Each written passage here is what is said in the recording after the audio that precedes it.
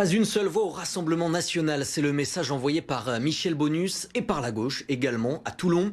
Laurie Holst, bonsoir. Bonsoir. Vous êtes avec moi en plateau pour en parler. Alors hier sur ce plateau, Isaline Cornil de la France Insoumise appelait à ne pas donner une voix au RN.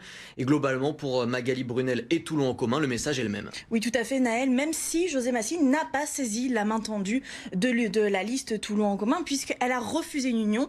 C'est dans un communiqué que le parti d'Union des gauches a indiqué ce matin, je cite, regretter que Mme Massy ne saisisse pas leurs mains, mais appelle tout de même à lutter contre l'extrême droite, puisqu'ils indiquent qu'ils ne veulent aucune voix pour l'extrême droite, contrairement au premier tour. Alors pas d'union des listes donc à Toulon pour José Massy, mais parmi les 37 autres communes du Var où un second tour va avoir lieu dimanche, les tractations vont bon train entre retrait, fusion ou encore barrage. Les annonces se multiplient depuis hier avec des surprises à certains endroits et notamment concernant certains maires sortants, Laurie.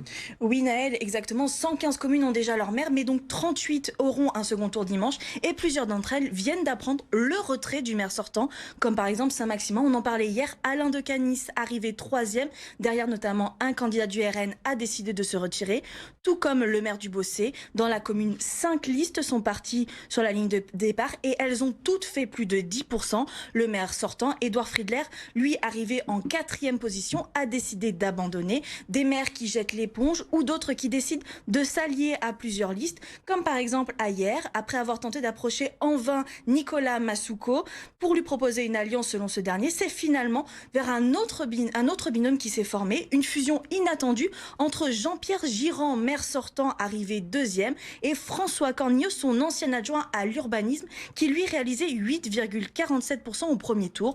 Une fusion que l'édile espère payante pour pouvoir battre Véronique Bernardini et garder la mairie, mais pas seulement, puisque sa place à la métropole est également en jeu. Enfin, à la Seigne, ce sera également un poids d'intention particulier pour ce second tour, puisque la 2e commune du Var pourrait basculer Rassemblement national. Dorian Munoz, le candidat du parti d'extrême droite, est arrivé en tête du scrutin du premier tour avec 35,3% des voix.